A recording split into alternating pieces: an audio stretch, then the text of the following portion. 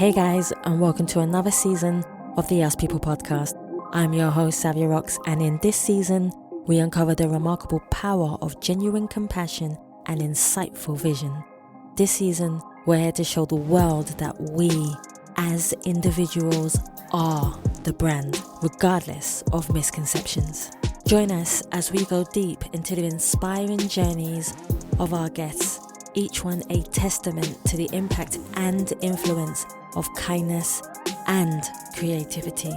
Don't just take my word for it. Hear their stories, feel their passion, and discover the transformative potential within us all. So stay tuned as we shine a light on the truths that connects us and inspires change. Hi, I'm Suzy Miller, and I am a screenwriter and a filmmaker. But because I'm a girl, I do more than one thing. So I'm also the UK's divorce strategist, creator of Best Way to Divorce, and in 15 minutes I can save you 15 grand minimum on legal fees, and I'll tell you what the lawyers don't tell you. And you're listening to the Ask People podcast with Savia Rocks. Hey guys, and welcome to another episode of the Ask People podcast. I'm your host, Savia Rocks, and today I have a special guest, and I'll tell you why. I have Suzy Miller here with me, who is a divorce strategist and also the creator of the Best Way to Divorce resource hub. But she has a twist to it. She's also a creative as well. She's a screenwriter and filmmaker. So Suzy, I want to thank you so much for taking your time to come on the Ask People podcast. How are you? I'm very well, and I just love your voice. So lovely. Thank you so much, Suzy. Every time someone says that, you go into a shy place. Thank you so much, Suzy. So my first question, even before I get into my first question, it's just, I have to say this to everyone. Not a lot of people in the world talk about the subject that we are about to talk about. Well, the many subjects within that subject that we are about to talk about. I think it's fundamentally important that people understand it and know the resources around it. I also want to say that there are many implications and emotional attachments to the subject that we were about to talk about, which I find very important. And I want to thank you even before we begin. But my first question for you, Suzy, is could you kindly tell me a bit about yourself, where you grew up and how that influenced you to be the person who you are today? When I look back at my sort of life as a child, I moved about quite a bit, and I was chronically shy for a lot of it. And to the level where you have to sort of make a decision. Am I agoraphobic, or am I somebody who's going to find a way to push through this? And so in a way it became a good thing, because it forced me to not want the room to swallow me up, but to learn how to deal with the fact, like even now I can have a conversation and people stare at me because I can feel I'm going so red, and I just think, Aww. It's okay. Carry on. It's their problem. If I'm talking to a pie, to somebody who looks like a pomegranate, or there are times when my thoughts get muddled if I'm nervous. I think the more barriers that you have to communicating with the world when you're younger, the harder you have to work. And so it's probably no surprise that I ended up being a writer, and also wanting to work in areas that help people. I think the other thing is that when you kind of feel like you're on the outside of things so much, you're looking in and observing and seeing that things aren't actually that great sometimes, and wondering why they can't change. So I've always had a kind of almost delusional naivety about why can't you just do that? And I've always lived my life like that, and it's worked out quite well, actually. I think you've done brilliantly, even though just listening to the beginning of what you've done. So, which my next question kind of connects with that. So my next question for you, Suzy, is could you define yourself as a person, but also who do you see when you look in the mirror? But on the flip side of that question, has there ever been a time where you have looked in the mirror and not recognized the person staring back at you? How did you manage to go from a person that you might not have liked the person of being to becoming the person that you felt had purpose now? I think I always had purpose, but then when I overnight found myself on my own with three very young children, the youngest had I think just Ah, turned 6, and the youngest was just 18 months, and the eldest was just turned 6, and I had one in the middle, and and I literally didn't see it coming at all. And wow. so my life was all set. I had 3 children. I had a house with a nice garden, and looking back, I remember being on the phone to a friend saying, "It's weird. I've got tears. I seem to be crying. I don't know why. I'm perfectly fine." I was so such a doer. I was so delusional that I didn't even know I was depressed. and Oh, but I remember this sort of looking out the window one day, thinking, "Is this what it is to grow up? Where is this kind of it?" There was a sort of emptiness, I suppose. And the next thing I knew my entire world turned upside down. My kid's dad left, and it broke my heart. I was petrified because we weren't married, so I had no legal rights, and I very could he luckily did the right things in the end, thank God, and he's been a great dad to the children since. But good. there was that period of time where I really had messed up there and felt stupid that I hadn't that I just assumed we'd always be fine, and it was a situation that I couldn't control, that I couldn't make it work. And I realize now that's why it had to be so horrific, which it had to be a horrific situation, otherwise I would have clung on and made it work, but actually that wasn't the right path. And that was the biggest life-changing moment for me, because I was the worst part. I was nearly 40, and I thought, oh well, that's it. I'll never, Oh, never oh, come on. life is No. over. And I've got 3 small No. children. I actually had a friend at the time who said, it's going to be difficult. No one's going to want to take you on. She literally said that. At that time, I soon realised I didn't actually need someone to take me on. And Mm, within about 6 months, I'd managed to buy a house, even though it was kind of a miracle how that had happened. And I began to do things that I hadn't done before, get educated. I ended up doing Anthony Robbins, doing the firewalk, and I realised that my 3 children were absolutely not holding me back. In fact, that if ever I was going to do anything in this life, it's because I wanted to there show you them go. that that's what you do. You lead the way. You want to prove to your kids that they can do anything. You have to do that yourself. So it ended up being the worst thing that had ever happened to me ever, because it was awful, became the best thing that ever happened. And so that, for me, that was my life. That changed my life completely, and led to me becoming getting into business, which I was never interested in before, and to create the first ever UK divorce fair. See, this is the awesome part. A lot of the time, and I've seen this before, and I've seen so many people get divorced, and I've seen the emotional toll it takes on them. Some people are not as fortunate as yourself because you found the pathway of goodness, and also you taught your kids, look, we may be all together, but we're together, and that's another thing. You have each other still, and I don't know how to express this part, but maybe you might be able to give me some insight.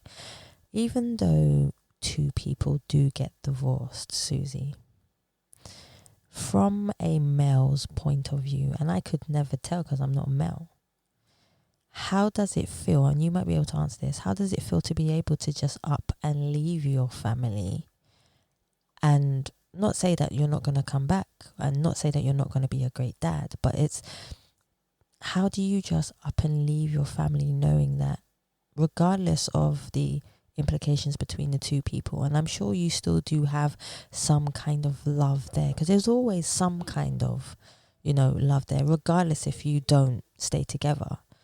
But how do you leave? How does a man leave a family and not feel a certain way about it? Could you help me with that? First, because I find I work with many men as well now who have had the wife is the one who's Exactly. Yeah, discovered. yeah. I have heard of that too. But I think there is a sort of a male trait of doing something without really thinking through the consequences. Okay, And understood. and I think women tend to think, often to our detriment. We think through every nuanced version of what could happen in the future, whereas men tend to just go get on and do something. And especially if they're under stress. So could Ah, be if there's money matters. It's essentially mental health. There's nervous breakdowns. There's addictions. All of these things feed into behavior that most people don't just up and leave their kids, because they certainly don't think of it as leaving their kids until I always remember years ago a heartrending interview I heard with Bob Geldof talking about how he went to yes. knock on the door of the house that used to be the family home where he didn't get invited in, and he was there to see his children, and what it felt like to knock on that door and it wasn't his house anymore and he didn't belong there anymore. And I remember thinking, God, that must be awful. And that stayed Yeah. with me. And that's important because often I'm working with women who are very, or providing, they have to work with me, they can just use the free resources. But if I'm talking with them, they often have a lot of anger and bitterness. They may feel that they're in Yes. abusive, coercive relationships. There's an awful lot of that. But often the reason the other person is being a complete nightmare is because they're frightened. Sometimes the men, and I Yeah. often warn the women of this when they're in the same house and he's being absolutely horrible. And I said, look, you need to create like a co-parenting plan and work as if you're living in different places so that the kids get used to the rhythm. I know it feels weird, and I know he'll go, but you're here, so you can do that. And I know it's really hard to do, but when you actually are living in other places, it's going to hit him like a rock. He can't imagine what it's like that suddenly he can't just pop round and see the kids whenever he wants. That's gone. Exactly. Yeah. There's boundaries will be in place, and also and he may become very, very, very horrible for a while because he's going to. It's a horrible thing to realize, and I think often the behaviour for everyone who behaves badly through family change, as I prefer to call it, families change form. You're still a family. If you've got kids, that's it. there's Exactly no that. You can get Exactly divorced, but that. you're still a family, and you have to find a way to work through that. And luckily, there's some amazing tools that you can use to do that, where you don't actually have to speak to each other, which for some of the time is a really good thing. But it's getting understanding, even when you're angry and upset or even frightened of someone, to be able to have that empathy or understanding to go, actually they are acting out of fear, and then because they get angry and they blame you, even if they're the one who caused the divorce. There is no logic. It's often the same with the wife who leaves for someone else, and then Yeah. she makes life hell for the dad because he gets Oh. a girlfriend. It's like, and they can't understand it. I say, don't try. You don't need to understand it. It's just how it is. And this is the new world order that you've got to work through. And I just encourage people, especially when they're making a co-parenting plan, which few people do, is to think, what do I do when one of us gets a boyfriend or a girlfriend? And people come up with the most ridiculous things like, oh, you can't introduce him to the children for 6 months. And I go, but he's not going to do that, is he? He is going 2 weeks if you're lucky. That's what's going to happen. Maybe I even said, maybe just two. I haven't even met him, but I know that's going to happen, isn't it? And they always go, yeah. I said, right, so why don't you put something in that's realistic? So it's what's fascinating to me through this work is how men and women will have play to type sometimes, and I think we Yes. do have fundamental differences which become exposed through that stress of this massively stressful trauma of family separation, because it is a trauma, especially if it taps into your previous trauma because your parents had a horrible divorce. It all bubbles Exactly up. that. But Yep. most cases, even except for kind of violent, dangerous behaviour, which is just call the police, for many cases the bad behaviour is basically driven through fear and then anger at feeling so helpless, because particularly for men, I have to say they have a really tough time, because sometimes the mother will use the children as weapons. They will Yes. they'll, Yeah. and denying a father his right, and denying those children the right to see their father is I personally feel a criminal thing to do. I've I spoken to, agree with that. yeah, I've spoken to women before where they said, well, uh, he's, he's got lots of things wrong with him, right? And I'm saying, but are the children safe? Could he be seen? Can you have a third party there? I go, look, if even if he's in prison, as long as they're not physically or emotionally harmed by going to see him, they should still see their dad. That's just Yeah. how it is. And Yeah, I agree sometimes with they that. need someone to say that, because they're getting too many other influences going, oh, just like change locks and stop him seeing them. And there's a lot of damage done by the environment and friends and family who may be well meaning, but actually they're not thinking about the children. And children have a right to be with both parents, and that's fundamentally the place I come from. And as parents, because this is my experience, I could easily have just been bitter and angry. And obviously I did a bit of that, but I got bored, and I looked at the kids and I said to their dad, what, they don't care what happened. All they care about is that mummy and daddy go on to be happy, because if you're not happy, the children will blame themselves. Yes, that is true. They'll think it's something within them, and I've heard that story so many times. What did I do wrong? What was wrong with me So we, that made my mum and yes. dad split? So we have to, our job is to be happy. See, this is the thing. I know that when we first started talking, Susie, you said to me that you didn't even know it was coming. And that's massive, because I had an interview with a lady once, and she said to me at the end of the interview, she didn't even tell me till the end. She said, Savvy, you saved my life. I said, why? And she said, doing the podcast with you felt like therapy. And I said, thank you. And then she said, and I said, why? And then she said, because I've just been told before I did this podcast, my husband sat around the table with me and my family. And she said the same thing. I didn't see it coming. He said, she said, he said to me, I'm leaving you because I'm, seeing someone else. And it was like the whole house caved in for her. And she said she didn't know what to do.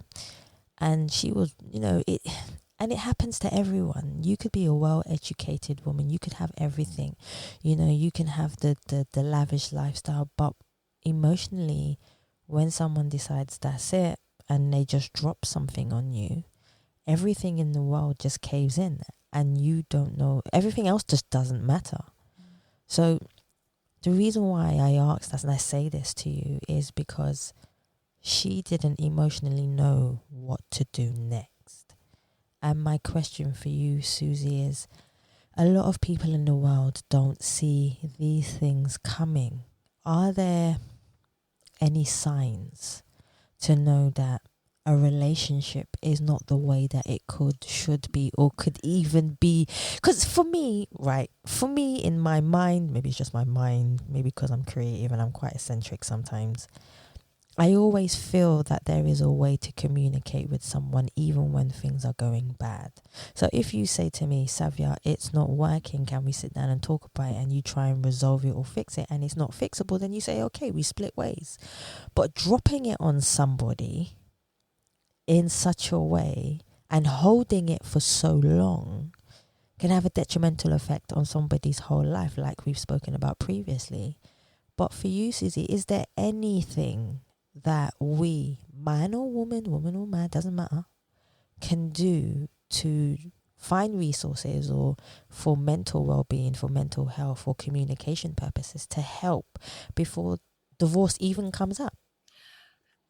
I hopefully this isn't too controversial, but in my experience, I mean, firstly, looking back, it was probably pretty clear that things were heading in that direction. But the concept of it was so impossible to embrace, because I was so vulnerable. My career had gone. I had these three very small kids. I was kind of marooned in a house in the country and didn't.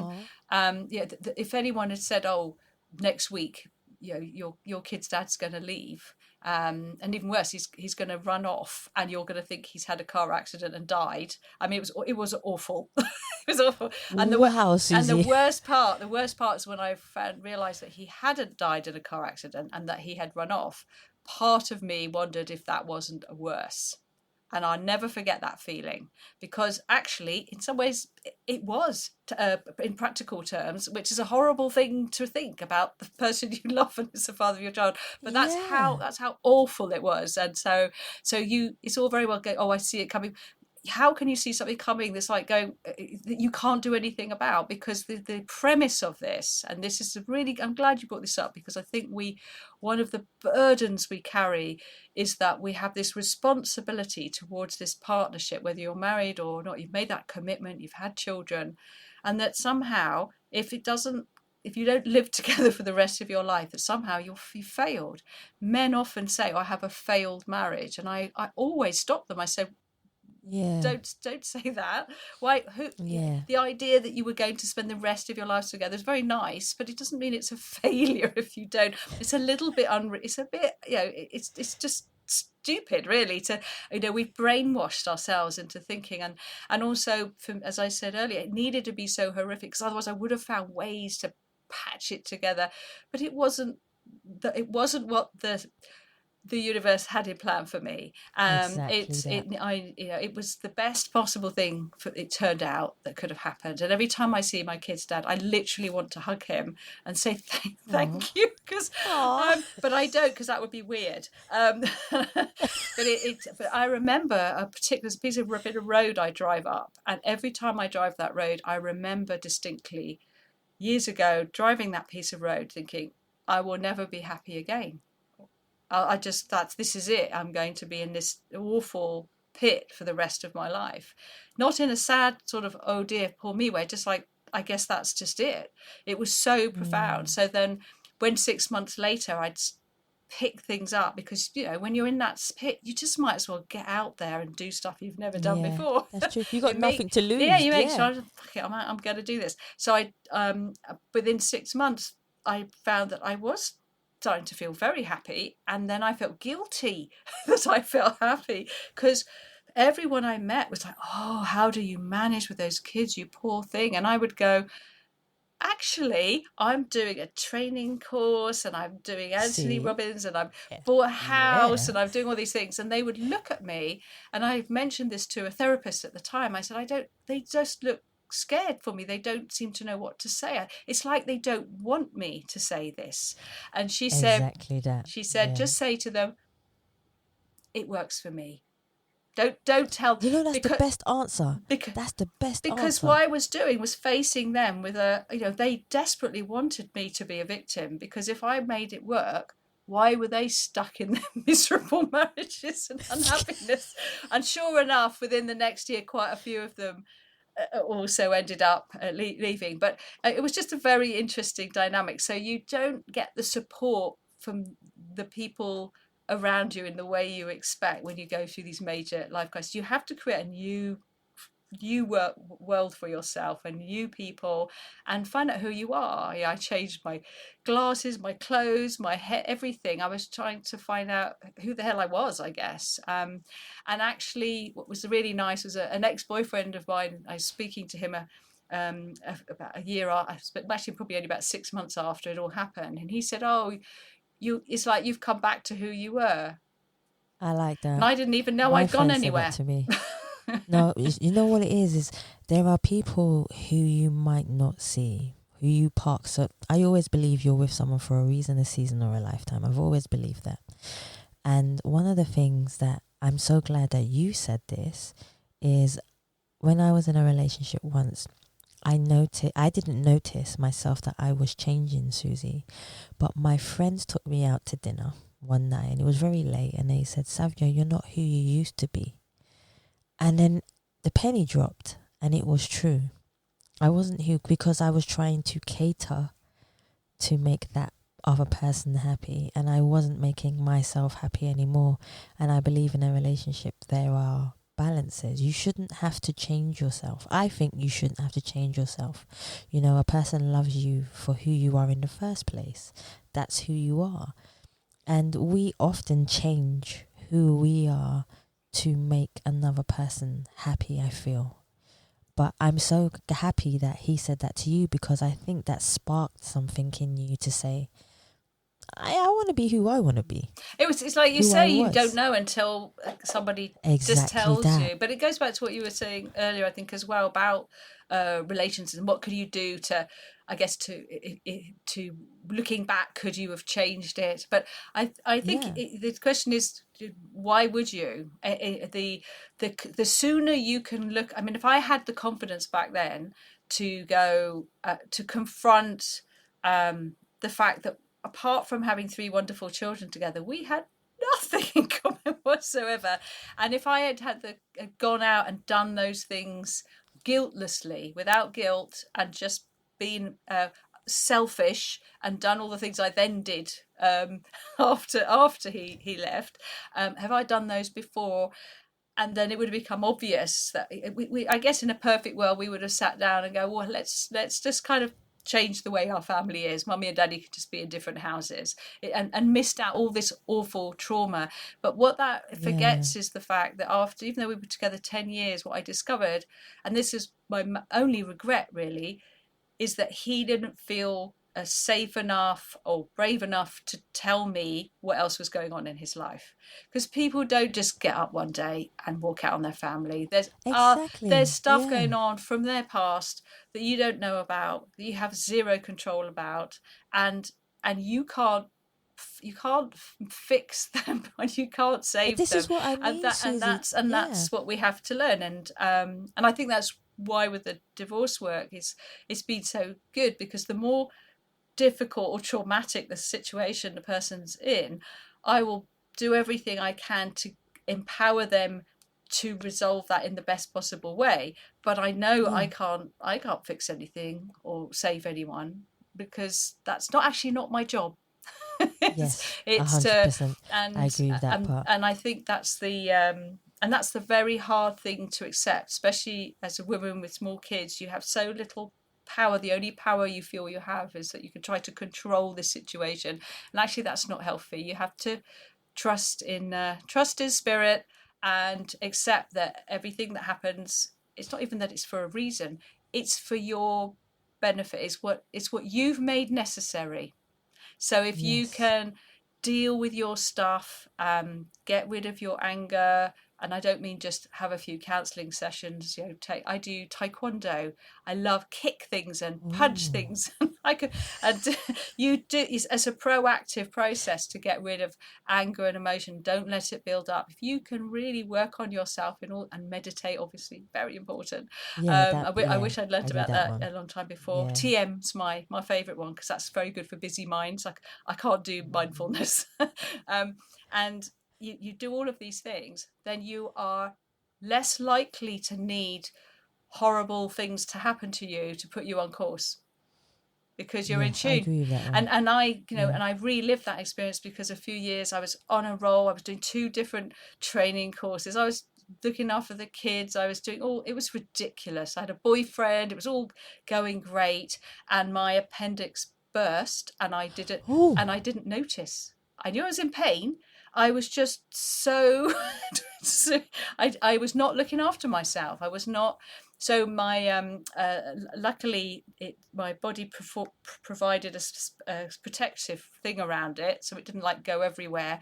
When it was discovered, the surgeons, after I managed to persuade them not to operate because they'd misconstrued, they thought it was about to burst, and I said, oh, the doctor I've just been to said it's already burst, and they thought I was mad. yeah. Anyway, they, luckily, I'm very stubborn, I didn't let them operate. The next day they went, oh, actually it has already burst. So they put me on a trip with antibiotics for a week in the hospital, because that's all they could really do. And when I left, a good friend said to me, you could have died. And when I thought about it, I thought, oh God, she's right. And then I remember crying, tears on the Yeah. piece of paper when I left one of the training course that I was on, because I loved it so much. And I knew I had to start looking at cutting back and creating space. And unfortunately, I had to nearly die to get that lesson. So after that, when I push myself too hard, I just think, maybe I'll slow down before I get to that stage. I think you have to, you have to get to know yourself. You have to put yourself first, because otherwise, especially if you're a parent, because you've got a job to do and you're no good if you're in pieces. So all of these things have slowly taught me to be a bit more what would a society would call selfish, but I see Yes. as I don't actually think it's selfish. protect. I don't. I know I don't think it's selfish either, but I think, No. but I once upon a time I would have thought, oh, that's a bit indulgent. Now it's like, no, I go to the gym and I take time to meditate because that's for my mental health. That's Yeah, exactly otherwise I that. can't do all the millions of other things that I do want to make time to do. See, this is what I love. So, what are some of the common divorce strategies? I think this is cool. That can help minimize conflict and protect your interests during a separation. Well, first of all, there's free resources on bestwaytodivorce.com, but you won't be able to get a free chat with me. But if anyone who comes through this podcast, if you quote it, I will send you a link to a complimentary call. In that, Awesome. in 15 minutes, I can save you 15 grand easy. Oh, Just telling you basic information that the lawyers will not tell you, not because they're bad people or hiding things from you, it's because they're in a system, and this is the way that system works. But it's not a very good system. It's a system designed for lots of people who just do go along nicely and are logical and sensible, and everybody, does the right thing, in which case you don't even need lawyers, because there's just better ways to do it. And so I can give you that information and those access to those resources. But there's a couple of myths, things that people will tell you when you're dealing with divorce that are, if I can be frank, absolute bollocks. of course. Absolute bollocks. Mm-hmm. The first big one is, oh, you're dealing with a coercive or controlling or abusive person on the other side, and you will be told by lawyers, by friends, even by some mediators, oh, you can't use mediation. Mediation wouldn't be appropriate. You'll have to go to court. Absolute rubbish. And the last thing you want to do with a coercive and controlling person is be in court, because that's their playground. They'll have a lovely time, and they'll suck you dry of money, and you won't be any better off. So there are I guess the people I help the most are those where they are in these tricky situations, and I have an online workshop they can do. But basically, you don't need to do that. It's a bit like going to the doctor and being told there is a conventional way to deal with this condition, involves all these drugs which are going to have all these horrible side effects. Oh, don't start me off with that one, Suzy. But I'm the sort of the holistic healer person who goes, well, you could do that, or why don't you do X, Y, and Z? It's cheaper, it's quicker, and it won't have any nasty side effects, and it's actually statistically, scientifically more likely to work. So that's what I do for divorce, really, is I just tell them the truth about that, and that's a big one. So people need to know that mediation is not this fluffy thing that you can only do if you're already friends. But they also need to know that in order, especially if you're dealing with a difficult spouse, you need to know certain things on how to make dispute resolution work. So essentially, I boot camp people for dispute resolution, and don't expect mediators necessarily to be able to help you do that, because they're also part of this system and they get the referrals from the lawyers. Basically, we don't miss out the lawyers, but actually vast majority of the time people don't need a lawyer at all, which often surprises them. But you can pay them if you want, but you can do most of the stuff yourself, and really the service I provide and the resources I provide just give you a more sensible, logical way forward where you stay in control, save yourself a packet, and actually you set yourself up for, if you've got kids, to be brilliant co-parents, even if you hate each other. That's not a problem. There's ways, you can have this as amazing app, co-parenting app, which again, if you come through the podcast, I'll send you a link to it. And what it does is it allows you to sort everything else around the kids without talking to each other. And everything, I like that and part. everything's recorded. You can't put something in and take it out. Whereas if you use WhatsApp and someone tricky is making messages, they can delete it. Yeah, and they can also fake them as well. So this app, you can't do that. And so there's these great little systems. If you've got someone who's got a drug issue, or you're claiming that they have one, rightly or wrongly. Sometimes people do make things up in the stress of all of this. There's something called sober link, where the other person can flow into it at various times. It goes onto a big database. If they have been drinking, bam, it comes up straight away. So they can prove their innocence really, really easily. And a lot of people don't even know these tools exist. So that dad, for example, who might be using that, if he doesn't use that, he could have been 6-7 months trying to be able to get to see his kids in a supervised contact center and saying she's lying. And if you go to court and the judge, there's no evidence that this guy has done anything wrong at all, guess what happens to the wife who's made these accusations? Nothing. Nothing. So I think people need to know there's no kind of justice. It's not about right and wrong.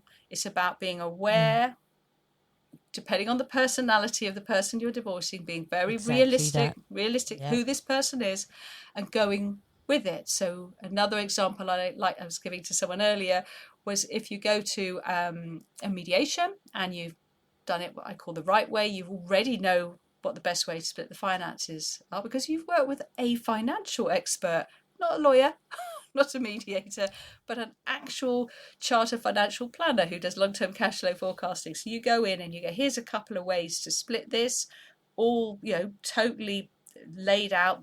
The facts of the money is the money. So there's nothing really to argue about. It's just a case of degrees. So you cut out a lot of mess and argument that straight off with that. But if you're dealing with a tricky person who always has to be right, then you just up it a bit, what you think you need, and you let them knock you down a bit, and you go, okay, all right then. But you've already pre-planned that's exactly what you're going to do. Yeah, you've already pre-planned. But you're doing that. I say that's a compassionate act. You're going, this is a person who has to win. Okay, I'll let them win. You do it as an act of compassion. You're not game playing. You're just being compassionate to their needs. Yeah, but don't fight it. Go with it, and actually everybody wins that way. See, the next one is about custody, because this is one of the main ones that people always have to go through, is the custody one. So custody can be very tricky, can be very nasty, like you say, if you're dealing with a certain type of person. But how can an individual, negotiate child custody and support agreements to ensure the best outcome, not for the two individuals, but for the children?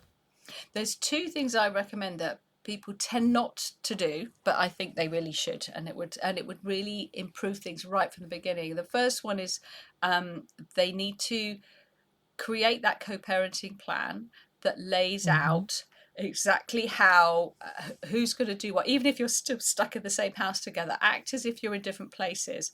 And the reason you do that is because what will happen often is, particularly the dad will suddenly, having kind of occasionally taken them to football on a Saturday, is demanding 50-50. And the wife's getting quite upset, like, why is he doing this? I said, because his lawyer said won't have to pay child maintenance. And so there's that reason, and that happens a lot. But the other one is sometimes he's just thinking, oh my God, I'm not going to see my kids, I want 50-50. But 50-50 for the courts is overnights. So never, ever, ever give the other person more overnights than you in your agreement, because immediately that if you're going to need some kind of financial support for the children, which is separate from maintenance payments and any of the divorce split, it's a separate thing for the kids, then be aware of that. But the most important thing is, overnights is not 50-50 care. I always say to the and sometimes it is the dad, but usually it's the mum, and I'm going, who buys their socks, who sorts out the money to take to school, and the school, who does the children admin when one of them's ill, who has to leave work? And 99% of the time it's the mum going, well, it's me. And I said, he's not doing any of that but you give him a few overnights and apparently he doesn't have to give you anything. so be aware of the way it's sort of rigged. So the thing to do is to create that co-parenting plan very early. And if dad says, oh, I'm going to do 50-50, make start that straight away, so he gets a sense of and this is the one that mums do all the time, and you really have to stop if you're listening to this. When it's daddy time and he can't do it because something's come up, you're not available. He needs to have a backup, childcare, mum, Yes. anybody. It's not your job to fill in, because if you do that, that's what you'll just that's it. You will never have a life. And so if you put this all into a co-parenting plan right up front, which you can then talk about in mediation, it's a great way to get into mediation. Don't talk about the money and freak everyone out, just talk about the kids and the co-parenting, and help him to understand what does he need to support him in this 50-50, because these are the 50% I'm doing, and so this 50% you can do. How are you going to find time to do that? What about if something happens at work? What's your backup plan? And allow him to think it through with a third-party mediator helping him go through that process. Because then what you may well find is then he goes, actually, this is just not, I can't do that. Especially if mum's going, well, I'm not available. So what I used to do when my kid's dad, he would come, it's called nesting. He didn't have anywhere to take them at that time. So he would come to the house and I would leave and disappear off for the weekend. Good. And at first I was very resentful. It's like, I didn't make this happen. Why am I having to leave my kids? And then I'd go off and hang out with people I used to hang out with before I had children. And then I thought, actually, this is quite nice. And it was part of this whole new, this is what I've been missing for the last 7 years. And so, See, there you go. I realized actually there was a good side to this as well. But in order to do that, we went to an interesting situation where he would not commit to when he could be there because of work commitments. And I just said, and I meant it genuinely, I said, look, I totally get this problem. That's fine. What I'll do is I will have them all of the time, which I was terrified of doing at the time, because imagine 3 small kids on my own. It was absolutely petrifying. I said, no, I will do this all the time. And then if you can, even if it's 1 day a month that you can commit to, because the kids we need to give them rhythm, we can't be vague, and I need to know, then we'll put that in the diary. And then if you can do more later, we'll put it in. And he knew that I wasn't coming from a bitchy, I'm trying to manipulate you, but I meant it. I get your problem, but the boundary is it has to be a set time, even if it's once every 6 months. And we never discussed it again. He was there every other weekend. because I put a boundary in. But that boundary has to come from a place of love, actually, and compassion. But it's bloody clear. It's like it's not fluffy. I agree with you there. And if energetically you do that right, a lot of reasonable dads will they need that, especially when they're all over the place themselves. Quite often it's a very difficult time. Nobody's at their best. And I think the hardest part in some ways is having to hold it all together. I mean, partly that's why I think I also became ill, because I'd held all of this together but didn't do anything to help myself or support myself in that process. I didn't realise that was a thing, that self-care. Because trust me, yeah, a lot of us kind of neglect that whole part of us once we have a family, and that's the fundamental important part that we need to take care of ourselves, Suzy, and we neglect ourselves so much. So and just to round off your question, I think with that, the co-parenting is putting in those boundaries, creating a co-parenting plan, using mediation to discuss it, involving them in it, but being very, very clear, because you do have, if you're the one looking after the kids most of the time, you do have a certain amount of power, which unfortunately a lot of women abuse by even if daddy is giving you no money and starving you financially and you're having to take him to court, that should have nothing to do with the co-parenting. And that's a hard thing to accept, but you have to stand in the shoes of the children. And when you've got a dad and having to deal with children who are being turned against him and vice versa, obviously parental alienation is a terrible, terrible thing. It does awful damage to the children. What it means is that whatever happens, no matter how terrible your ex is, whatever you have to go through with them, you even if they stop you seeing your children for years and you finally manage to get to see them, you can never ever blame the other parent, because every time you Good. Yeah. blame the parent, you're blaming that's half the child, and they know it. So my trick for that was, in the difficult times, was I look at my children, and I still do now, and I see the beautiful, wonderful part of their dad, because that's the bit that's in them. So I can respond to that. They are the good bits, and that really helps actually in interacting them with that other parent, even if you're having to do it through an app because you can't speak better speak to them. And it's really important to be able to speak to that person, but it's just like with children, it's very boundaried. You don't have to be using dispute resolution, where you have mediation and also arbitration, where you have like a private judge. It's way cheaper than going to court. Between the two, those two things, you never need to go to court. And if they're stupid enough to drag you in there, you should be getting costs against them. But you need to set it up right, which is part of the strategies that we employ. But the point is, even when all of that's going on, if that's the person you created babies with, that's a beautiful thing. Never regret that. Never regret that. I like that. And always respond to that, because those children need to know that you love them 100%, and you cannot criticize the other parent because you are attacking your children when you do that. See, this is the part I love, the fact that you found peace, which is one of my questions, to be quite fair, is about peace, and I'll ask you it now, is when was the last time you felt totally at peace, to be fair?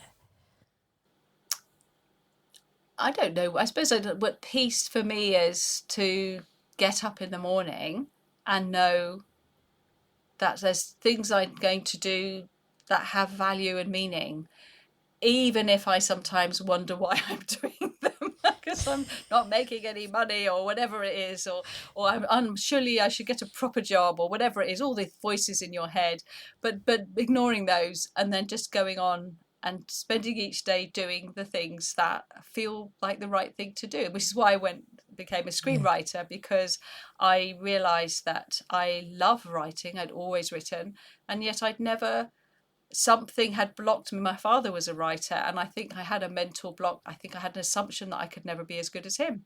And suddenly, in my late 50s, I realised that actually I love this. So I'm going to write a screenplay, and I did, and that was it. I gave up my proper job because I said, I like what I do here, but it doesn't feed my soul. So for me, peace is making sure you do things that feed your soul. So helping people with the divorce stuff, because I feel somebody needs to tell them this stuff. That's why I do that.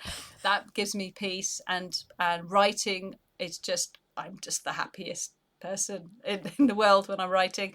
But I'm writing about similar things, really, which always contain not messages but ideas and ways of thinking which I feel that art is so essential to help us change the way we think. I mean, there's books and plays I read when I was at school that changed me forever in the way I think and feel. And I agree. And I'm not saying my screenplays would necessarily always do that, but they just, I put it this way, I write entertaining things, but they are not just sort of what I call veg entertainment. They are there to make you think a little bit and sometimes feel a bit uncomfortable, because I think we're here to share good ideas. And that's why your podcast is so wonderful, because you're allowing people to share ideas and thoughts, and anyone listening can maybe start to think about things in different ways. And that's all we can do. We can't control people, we can't tell them what to do, but we can give them the opportunity to have a bigger picture of what their place in the world could be if they wanted it to be. See, this is the part I love, is the fact that you've used so many positive attributes and words and answered one question. That is no. I love succinct. When people do that. No, it does. It works. It works. It's such a beautiful thing to be able to do, and it also says a lot about you. I always say, as a writer, also I always say the words that you use, the words that you speak to articulate yourself, say a lot about you, and also tell people about you. also, which is so important to be able to do in the world. And you did that absolutely beautifully. And this is why I love people who are creative. And I want to break that mindset in people, in the world. People seem to think that, you know, creativity is just in the art forms like screenwriting and being a songwriter or being an artist or one of those fields, and that's fundamentally not true. Creativity is in everything. A surgeon, a doctor, a therapist, you know, a business person, you know, a marketing, financial. We all have to get creative in our fields of what we do. It's in our mind, it's who we are. But it's bringing that to the table and making people understand that you are creative in any field that you want to do. But the most fundamental thing that you said is making sure it feeds your soul with a purpose without destroying your soul. And that's another important thing to do. One of my questions that I do want to ask you, Suzy, is if there was one song that was the soundtrack of your life, what song would that be and why? My mind's gone blank. The only thing that has come in is ELO's Mr. Sunshine, because it comes out, it goes in, it comes out again, and I just love the energy, and I love the build, and how it changes and moves, and I just, how life is. You're on this journey and you just go with it, but ultimately the sun does come out. And that's been my learning. I think it's the only time I've never much of a church goer, but I've always Jesus has always been my invisible best friend. And when everything went to pieces with my kid's dad leaving, I actually remember saying, what are you doing? This is not fair. I'd never had anything horrible happen to me, really, not really bad. So it was a bit of a shock. And literally within 6 months, I was like, thanks, mate. you totally. And I think since I've become a student in Course in Miracles, which Marianne Williamson's a big teacher of. It's a wonderful for thinky people who don't like dogma. A Course in Miracles is just mind bending stuff, but it's all based on the same cool stuff of all the original esoteric texts. And what it's always sort of reminding me is that we don't know what's in our best interests. So stop trying to control things. That doesn't mean you don't throw yourself out there and follow your heart and try things, and don't ever be afraid to fail. I think that's one of the gifts I have, is I'm fine with messing something up or making a mistake. I can do that. I don't worry about that. I kind of expect it. It's just part of the journey, which is a real gift. So I don't have that problem. But we don't know what's best for us, and learning to trust that there is this beautiful, however you perceive it, energetic force, universe, whatever you want to call it, that absolutely has our best interests, and that we are all innocent, perfect children of God, whatever your concept of God is. And that's the starting point. And it's just the same as no child is born evil, no matter how much the media may try to tell you otherwise. Everyone is perfect, and we get a bit messed up along the way because we're confused, and we make the mistake of forgetting that we are perfect and loved. And every time you remember you're perfect and loved, everything else seems to get a lot better. And it sounds so simple, but it's incredibly hard to do on an everyday basis. Which is why I like to talk about it, because it reminds me that I've got to remember that myself. And so the best things in life, that sense of peace, is actually very, very simple things that we are the only ones that stop those things happening. We block the joy, we block everything. No one is doing anything to us. We are doing it to ourselves. So I think the whole, all whether it's a spiritual path or Anthony Robbins, you're basically learning how to go, to get out of your own way and to trust.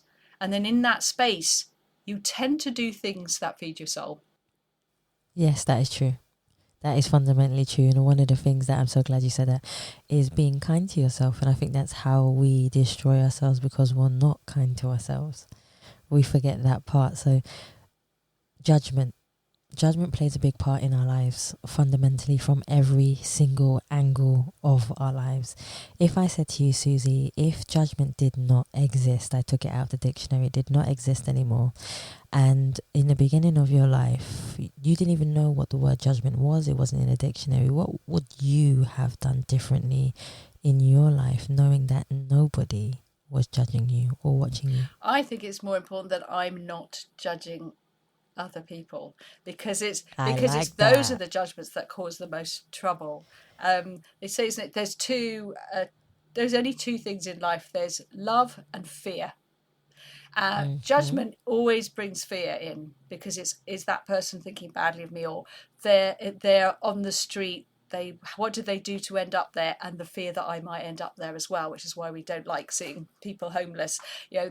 Judgment Yeah, same. Yeah. is a very dangerous thing that we're all encouraged to do so much of from school. It's like, is this good or is it bad? You don't just Yeah. learning to go, I don't know, is that's the best phrase you can have, because we can't stop judging, it's so ingrained. But if you can notice it and go, I don't know, that person is could be completely the opposite Exactly of that. what I think. There you There's a go. lovely teacher I knew, and he went around practicing. Everyone he looked at, he said, I just see them as me. Oh, look, that's me. Oh, that's me. And I thought, that's so clever. And luckily, he was quite keen on himself, so that worked really well. Yeah, you have to have a certain amount of self-love first before that works. But yeah, judgment is a killer, because it doesn't serve you in any way. And when I look back to when I travelled around Europe on my own, completely naive, no idea Ah, of the situations I got myself into, but I kind of glided through it all, because it doesn't make you stupid, but you but you just sort of trust people up to a point where you realize, maybe their intentions aren't that good. yeah, maybe we I'll go should turn now. around now. But somehow you kind of can float through, because you're in that space and people treat you differently. I think the key thing about judgment, that which I'm still rubbish at doing this, but it's lovely to be able to say it to you, because maybe I'll stick it in, Aw. is when I is when people don't feel judged by you, there you get a Mhm. completely different person. They open up, that you can Yes. build a Yeah. relationship with them. Yeah. And I think, all the core friendships are that you can be honest about, you can warn each other about things or complain about something, but ultimately unconditional love has no judgment. And That's we true. don't even do that with our kids most of the time. It's like there's always a side to it. Oh, if you don't do this, you'll make mummy sad. Or if you do that, I'll give you Yeah. that. Conditioned love. Everything's got a price. And that was a real shock when Yeah. I realized that. I thought, because I've done that like every parent. And just to think, what does unconditional mean? It means no judgment, absolute acceptance. And how solid in yourself do you need to be to do that? And I Mm. think what It takes time time, ties in believe with it a me. little bit is that sense that if something annoys you, you're making a judgment about that person there because it pisses you off. Think to yourself, Mm. why does that bother me? Where is that in me? Because if I really had no trace of that dishonesty, let's say, if there was none of that in me and I was Mm-hmm. completely at peace with myself about that side of myself, I wouldn't care what they were doing. And Exactly so that. other people become your mirrors. So every time you're angry or judgmental, um, again, must remember to do it. Remember to go, oh, that's interesting. I wonder why that bothers me. Where is that in me? And if you ask that within 3 nights, days minimum, probably one, you'll get it. You'll know. You go, oh God, yeah. And it'll Mm-hmm. be a completely different situation. But it's around, they've done something you think's dishonest. There'll be something that, oh yeah, I'm not very honest about that. And it's not that you shouldn't have done that thing, It's it's that true. you're not at peace Yeah. with it. You make peace with that side of yourself, and we've all got those sides to ourselves. Then you don't judge people anymore, because it's not triggering you anymore. So they help you realize that when they're not triggering you, their behavior, and you're like, It's okay. Doesn't mean you allow bad behavior or anything. It's simply that you don't get upset about it. You're not triggered. Then you know that you're okay with that side of yourself. Something to See, aspire to. no, I love that answer. It's really true. It's really, really, one thing I've learned in life is patience.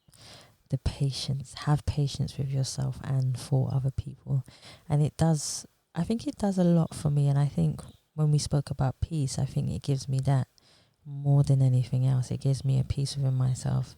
And sometimes the whole judgment part, where we would see someone do something, and yeah, it does trigger something within us. But then the patience part makes me go, okay, there must be a reason why I'm feeling like this, like you said, or there must be a reason why they are doing it, and you just don't judge it. It's quite interesting when people are working with a coercive, controlling person. They're learning. As an expert, I send people to learn how to deal with that, and they to use Yeah, different language with them and have accountability. And what happens is they learn not to be triggered. They learn to look at it and go, oh, that's what they're doing. They're triggering me, and they deal with that yeah, stuff. And I say, you know, when you get to that stage, it's very exciting because two things happen. One, you're not triggered anymore, and because you've solved that, and you can go, if that wasn't for them, you would never have even known you had those issues that you've now resolved. So that yeah. was a gift from them. And the second thing is, it doesn't work on you anymore, and they're floundering around and Exactly and that. and And they and get even more yeah, upset yeah, sometimes because it doesn't yeah. work on you. And they might get a bit tricky for a while because they're very upset because it's not working anymore. But it can create huge changes in that dynamic, which those Exactly that. the parent who's learned this, they're not becoming controlling of the other person, but they've found a way in, and that works obviously with your co-parenting. You know, at the end of the day, it's how can you've got to find a way to work together, even if that other person is very, very difficult. But the work on yourself has to come as part of that process. You can't, it's not about putting up barricades to protect yourself from them. It's about learning how to communicate in ways that help, that help them receive the gift from them of what the triggering that you resolve, and you go, oh, thank you, that doesn't happen anymore. This is amazing. So yes, it's a slightly different approach to these things. But I've got a bit, just wanted to pick up again on what you said about saying about peace and feeling at peace. I think particularly as you get older, and COVID was great for this because it did give people that opportunity to think, well, what do I really want? You know, if I was going to die in a Yeah. week, you know, what would I regret? What can I be doing? What should I be doing now? So with the whole writing thing, I just want to kind of give a shout out that I didn't, although I had a history in the industry. I'd worked as a script editor, I'd been a film editor, you know, I wasn't, but I'd left that for so many years to have children. But when I started as a screenwriter, I'd never actually written a script before, but I went and did a master's. I'd never done a degree, but I applied to do a master's and got in. And you know, so never set your sights too low. um, and I thought, I'm insane. I'm nearly 60 and I'm doing this ridiculous career, which, you know, hardly ever make any money, and it's completely delusional in many ways. But if you love it, you just do it, and you can do it at any age. And there's so Exactly many people that. who have this, I want to be a writer, I always wanted to do this or something creative. Just do it. Don't have any Yep. expectations. I must admit, getting to the Nickel semi-finals last year was definitely a sign to keep going, because I was wavering a bit. It was like, oh, I guess I can do this then, I'll keep going. But I do it because I absolutely love it. But you do need to be, I think, particularly in the creative industries, you kind of need to be a bit delusional and naive, and Yeah, this is believe why I say in it's the good to be that impossible. way. And kind of simply by keeping going, because most people give up, you've actually got a fighting chance of getting somewhere with it. But you'll never lose out, Yes. because you just love, if you just love what you do. It's like, when people say, oh, I've always wanted to write, I go, well, what have you written, even if you haven't done screenplays? And if they haven't written anything, I go, if you were a painter, you would have painted. If you were Yes. you would write. There would be scribbly books in the attic. You can't. It's not something you choose. You just do it. And Yeah. and I don't say that to be mean to them. It's just I don't want them to get hung up on something that actually isn't clearly something that they want to do. But there's probably something else that they just do quietly and had never thought about. So I always say to people, when it comes to any kind of creative endeavor, think, when you're left to your own devices, what are you doing you actually that you just love being in that space, and try to organize your life to spend as much time doing that as possible. It may not be your job, you may never earn any money at it, but if you can do that, then you will have peace. Yes, I agree with that one. I like the fact where you said we have to be, just out there as people, completely different. Our way of thinking is different anyways as creative people. And a lot of people don't understand that. I think they're built from a certain perspective that you must be this way. And because we're not that way, they find it fundamentally confusing. Well, it's threatening. I mean, in these times of change, I had a fascinating talk last year about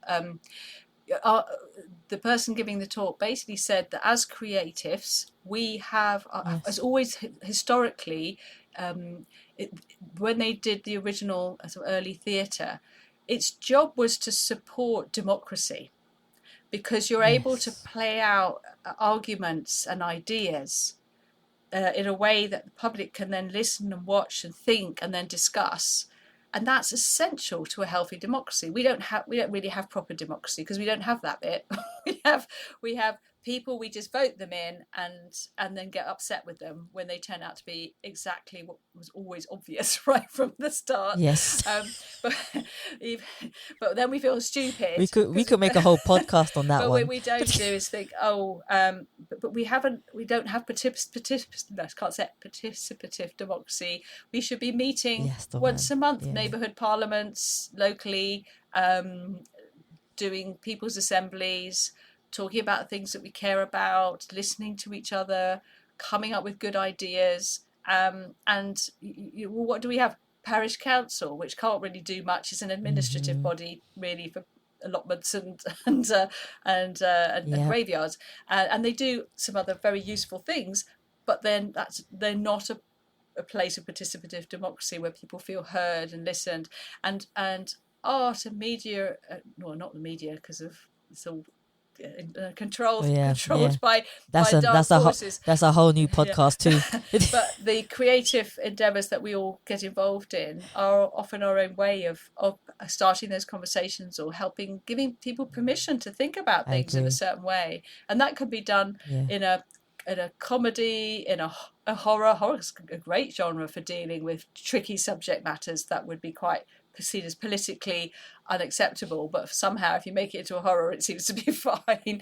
So we find these different ways to get people talking, and we actually have a moral duty as artists and creatives to be doing this work. And that's always been the case, right, since ancient Greek. And I thought I must find out more about that, because I thought that was a really interesting perspective.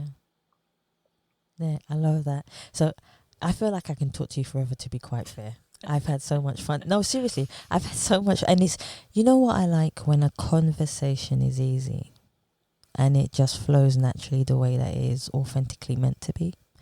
And you've done that today. So without further ado, I would kindly like to ask you, I would love for people to be able to find you, because I know in my heart that there are so many people that need your service, that need your education, that need your understanding, patience and kindness of the way that you do things. Suzy, please let us know where we can find you. Bestwaytodivorce.com will give free resources. But and also I'm pretty sure my email address is on there somewhere, but you can certainly contact me through the website and say, I heard you on the podcast, can I have a free navigation call, please, and I will send you a link. And or from the screenwriting point of view, I'm also a script doctor, so I have a special script doctor page at Suzy Miller, SUZYMILLER. I like the name. Script Doctor is cool. SuzyMiller.co.uk, and you'll see Script Doctor. I click on there, and if you go down a bit, there's a special, very, very low price service for students and indie people who can't really afford 60, 70, 80 quid for an entire script to be read, have notes back on it. So I've come up with something that's actually probably more useful. And it's, the first 15 pages and looking at a one pager which gives me the overview, where I can probably get 85% of the issues that you're going to have straight off, and you're better off doing that before you've written the whole script, because otherwise you're going to have to rewrite it. Understood. So that's there as well, if for those of you who are screenwriters and filmmakers, and SuzyMiller.co.uk. Suzy, I want to thank you so much for taking your time to come on the Ask People podcast, for being your vulnerable self, for opening up and allowing people to hear what you have to say in your way without any judgment, but also just giving us your kindness of who you are as the person and showing us your personality of who you are. Thank you so much. I appreciate you. Thank you. And guys, I want to thank you so much for listening to the Ask People podcast. And please remember, you can subscribe and leave us a review on Spotify, iTunes, Google Play, or any other platform that you prefer listening to. You can also donate to the Ask People podcast by simply going to the Ask People podcast website and clicking on the page community. You can also listen to the Ask People podcast every Tuesday, where we put out a pre-recorded episode of the Ask People podcast for you to listen to. And you don't just have to listen to the first one or the most recent one. You can go all the way back to the beginning and listen to any podcast that you feel resonates with you. You can also listen on Wednesdays on Heart Songs Live at 9 p.m. UK time, where we repeat the Tuesdays episode on the radio for you to listen to. So don't worry if you don't have time to listen to the podcast. You can also listen to it live on a radio station also as well. And you can also connect with us on www.savia.rocks or www.uspeoplepodcast.com. And the most important part, again guys, thank you so much for listening. Stay happy, stay positive, and as always, please continue to be kind to one another. Take care. Society has made me want to validate me from my illusion that awaits me, from how the people will perceive me. It's my illusion that awaits me. We fight in our war with ourselves. Our mental health is silencing us from our heart. Social media is taking our time from connecting with each other soul to soul. Why we dance on TikTok, strike a post on Instagram, fight the web on a Twitter feed, link a thing on Snapchat. Why we dance on TikTok, strike a post on Instagram. So, tell me a bit more about you. I know you probably got to rush, because I've got because I often do a kind of intermittent podcast, not as beautifully organised as yours, but I do collect. I do a divorce TV show live stream one, but I also, because I've been doing a PhD, I've been interviewing really interesting filmmakers and others as well, and I just would love to know more about the work that you do and your podcast. So it'd be great to interview you back. Yeah. Why we dance on TikTok, strike a post on Instagram, fight the web on a Twitter feed, link a thing on Snapchat. Why we dance on TikTok, strike a post on Instagram, fight the web on a Twitter feed, link a thing on Snapchat. Why we dance on TikTok, why we dance on TikTok, why we dance on TikTok, why we dance on TikTok, why we dance on TikTok, it's taking our time. Why we dance on TikTok, with each other soul to soul. Why we dance on TikTok, strike a post on Instagram, fight the web on a Twitter feed, link a thing on Snapchat. Why we dance on TikTok, strike a post on Instagram, fight the web on a Twitter feed.